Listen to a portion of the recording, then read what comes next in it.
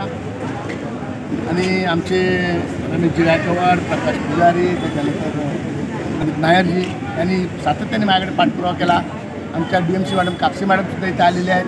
त्यांनी त्यांच्याकडे वारंवार पत्रव्यवहार करून त्याच्या झोपड्या हटवल्या आणि आता हा रोड खुला करण्यात आला। रोड सिमेंट काँग्रेसच्या महानगरपालिकेच्या माध्यमातून बनवण्यात आला आणि हा रोड खुला करण्यात आला।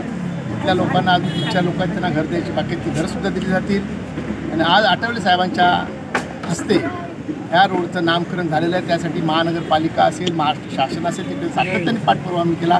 पण याचा पाठपुरावा करत असताना रमेश गायकवाड, प्रदीप नायर आणि प्रकाश पुजारी यांनी सतत माझ्या पाठी लावून हे काम करून घेतलं। त्यामुळे मी त्यांचासुद्धा आभारी आहे। आणि एक चांगला रोड त्यासाठी आज खुला झालेला आहे। हा रोड खुला झाल्यामुळे तिकडच्या असणाऱ्या बिल्डिंग्समधून आणि तिकडच्या असणाऱ्या हजारो नागरिक डायरेक्ट बाहेर पडू शकतात। त्यांना हायवेला जायची गरज पडणार नाही। त्यांचा टोल टॅक्स माफ त्याच्यामुळे होणार त्यांच्या गाड्याचा। आता डायरेक्ट नॅशनल पार्कमध्ये जाऊ शकतात।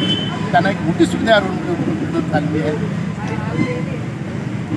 ठिकाणी वैशाली नगर ते टेलिफोन एक्सचेंज चेक नाका ह्या DP रोडला डॉक्टर बाबासाहेब आंबेडकरांचं नाव देण्यात आलेलं आहे आणि त्याचं उद्घाटन या देशाचे मंत्री, समाज कल्याण मंत्री रामदास आठवले साहेब व स्थानिक आमदार प्रकाशदादा सुर्वे यांच्या हस्ते करण्यात आलेलं आहे।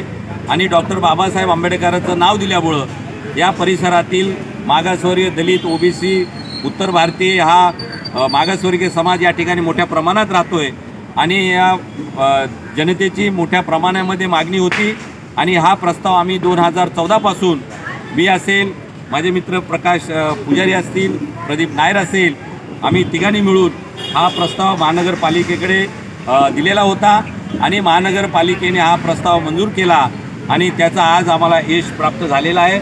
आणि म्हणून मी महानगरपालिका, स्थानिक आमदार, खासदार यांचं सगळ्यांचं मी अभिनंदन करतो आणि या दिवशी डॉक्टर बाबासाहेब आंबेडकरांचं नाव दिल्यामुळं मी महानगरपालिकेचं अभिनंदन करतो। धन्यवाद।